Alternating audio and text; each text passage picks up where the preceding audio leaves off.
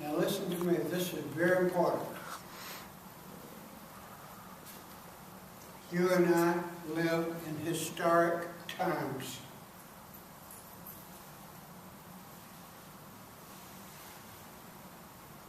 You and I are part of the faithful remnant.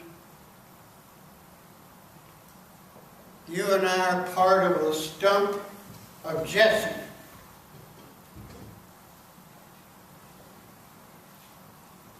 Satan has succeeded in splitting the Church of Jesus Christ right down the middle. In future times, our children's children will read about us in their history book and what we went through at this time.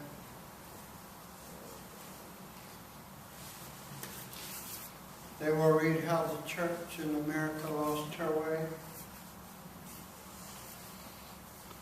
and began to follow the Baals.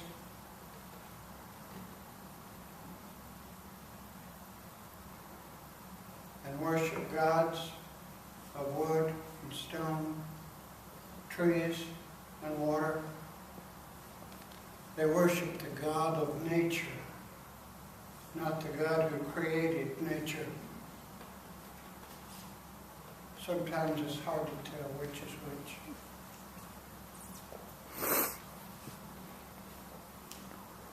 But there are two signs that we can watch for.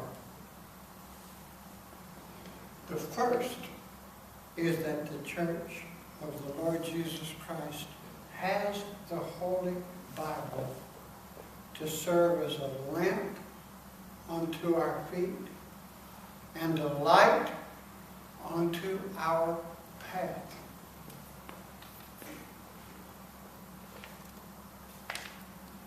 The other sign you can look for is how the children are treated. Abortion is legal in America, just as it was in Old Testament and New Testament times. Children may be killed for the convenience of their parents or society.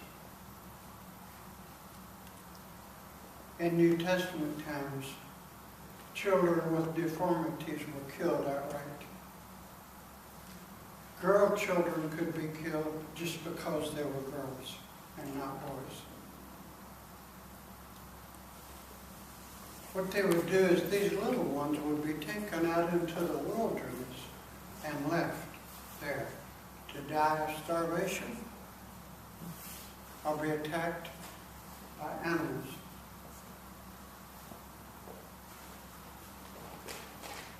Early Christians would go out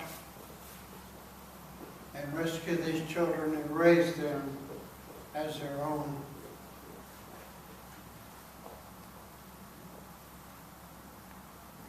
Let's jump ahead now to the 1500s. In the Reformation of the 1500s, it was not simply a matter of doctrine that was at stake, although this was very, very important. It was the wretched state of the churches themselves and the Christians who suffered from lack of instruction.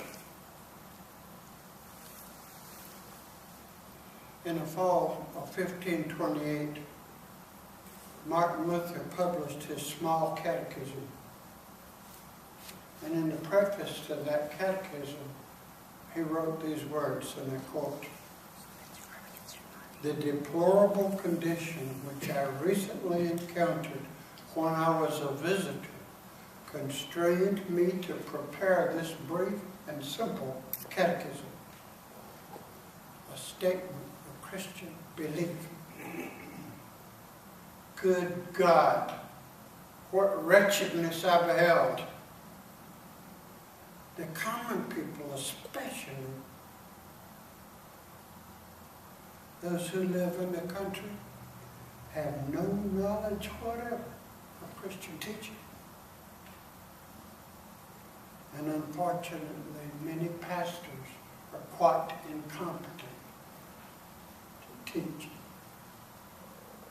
Although the people are supposed to be Christian and they receive the Holy Sacrament, they do not know the Lord's Prayer. They do not know the creeds. They do not know the Ten Commandments. They live as if they were pigs and irrational beasts.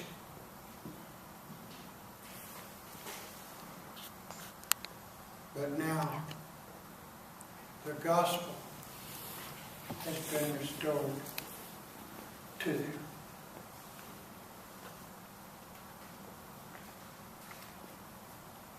Now, the gospel is not about you, and it's not about me. It's about God and what God has done for us. The gospel is something to be spread abroad, to be talked about, to be told to others. It is news. It is very good news.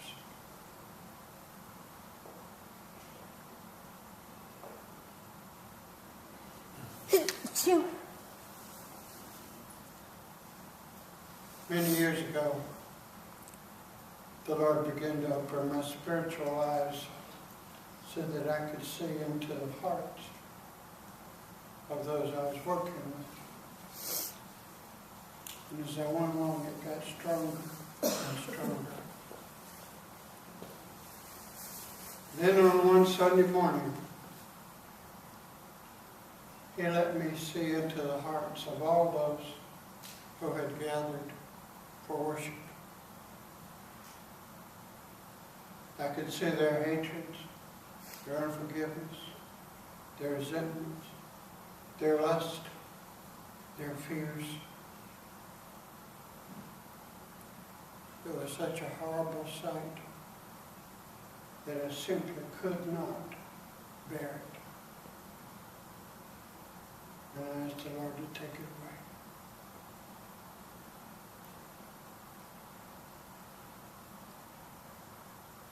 Sometime later,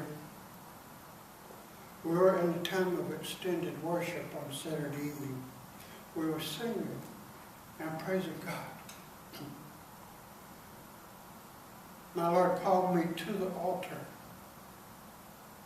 to kneel during the song. So I went to the altar and I knelt.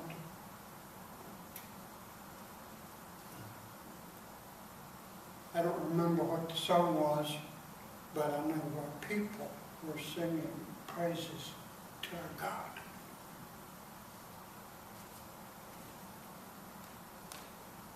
All at once, I could hear singing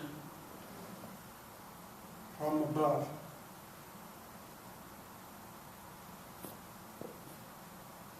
From the heavenly realm.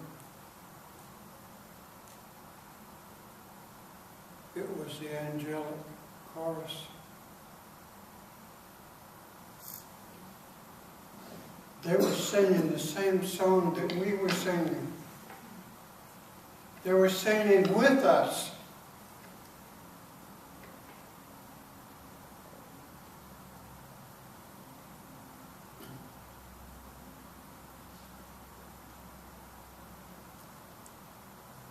I was then covered with the glory of God. At first I felt ecstasy, but then I couldn't bear it another second. I had to pray, Lord, take it away from me, because I'm a man of unclean lips.